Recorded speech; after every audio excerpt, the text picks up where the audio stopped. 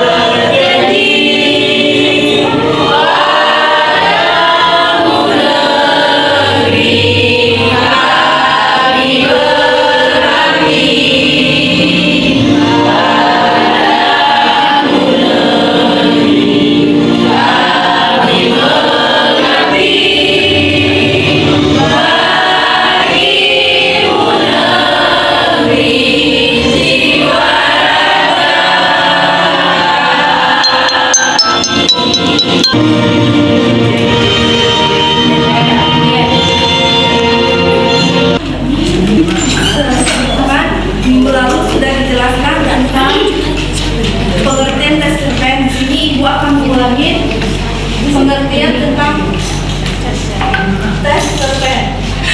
Tes cerpen merupakan suatu karya sastra dalam bentuk tulisan yang mengisahkan tentang sebuah cerita fiksi, lalu dikemaskan secara pendek, jelas dan ringkas. Apakah sudah paham dengan pengertian tes cerpen? Baiklah, selanjutnya di sini ada 4 fungsi tentang cerpen. Yang pertama yaitu fungsi rekreasi untuk memberikan rasa senang, gembira, dan menghibur bagi seluruh pembacanya.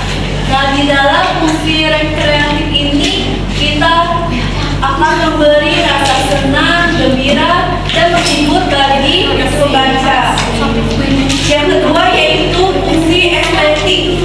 Fungsi estetik ini untuk memberi keindahan bagi pembaca karya sastra.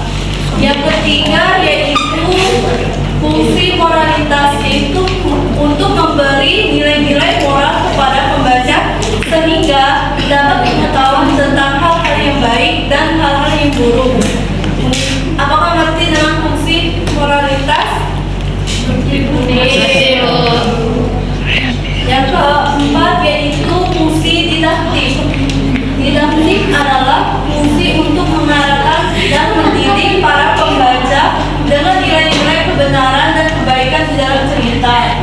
Yang kelima yaitu religiusitas, di mana untuk mengandung nilai-nilai yang terdapat pada ajaran agama yang bisa dijadikan teladan bagi para pembaca.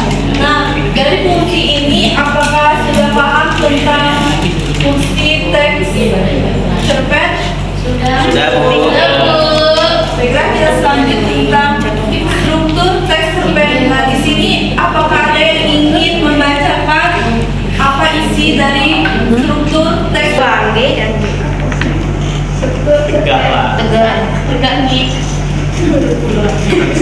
cerpen 1. Orientasi, menemukan perbedaan para tokoh, menata adegan dan hubungan antar tokoh. Yang kedua, rangkaian peristiwa, kisah akan berlanjut melalui serangkaian peristiwa, satu peristiwa lainnya yang tidak terduga. Nah, baiklah, jadi di orientasi ini kita harus menemukan pengenalan para tokoh atau menata adegan dan hubungan antar tokoh di dalam suatu cerita teks cerpen. Yang kedua itu rangkaian peristiwa, di mana kita akan melalui serangkaian peristiwa dari satu ke peristiwa lainnya yang tidak terduga. Yang ketiga, apa yang mau baca? Onis.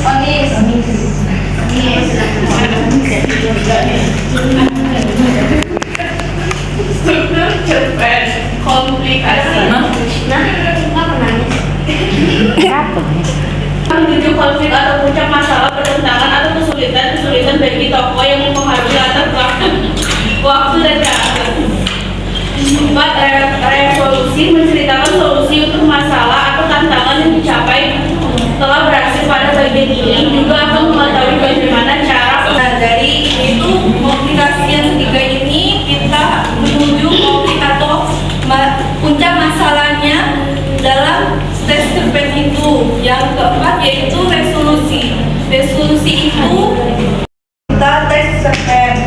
Yang kedua itu rangkaian peristiwa, di mana kita akan melalui serangkaian peristiwa dari satu ke peristiwa lainnya yang tidak terduga. Yang ketiga, apa tidak mau baca? Onis.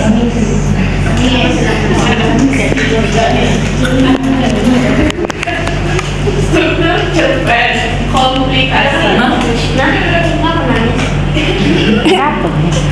Menuju konflik atau puncak masalah, pertentangan atau kesulitan bagi tokoh yang mempengaruhi latar belakang waktu dan karakter. 4. Resolusi menceritakan solusi untuk masalah atau tantangan yang dicapai telah berhasil pada bagian ini, juga akan mengetahui bagaimana cara. Nah, dari itu komunikasi yang ketiga ini kita menuju konflik atau puncak masalahnya dalam tes cerpen itu. Yang keempat yaitu resolusi. Resolusi itu menceritakan solusi yang pertentangan dicapai telah berhasil.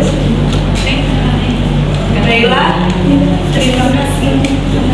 Di sini saya ada sebuah video tentang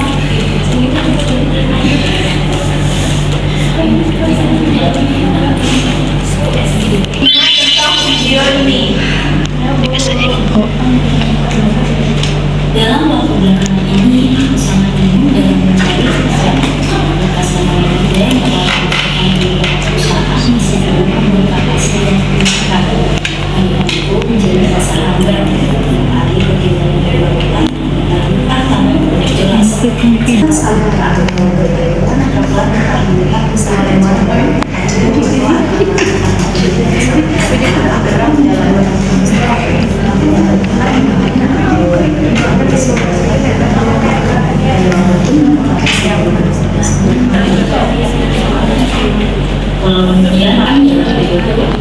setelah semua urusan yang belum selesai, langsung berangkat tersebut mengembalikan di tempat ini. Aku pun mencari-cari anak dan mengambil website yang sesuai dengan KTP. Setelah satu dalam KTP,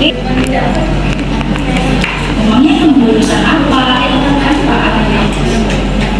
S1 jurusan manajemen bisnis, Pak.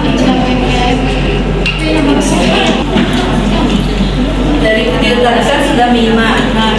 Kan ibu lupa untuk bawa LKPD-nya. Jadi itu tugas dari rumah yang dimana harus menganalisis tentang adanya video ini, lalu dicari struktur dalam cerita yang kalian tulis.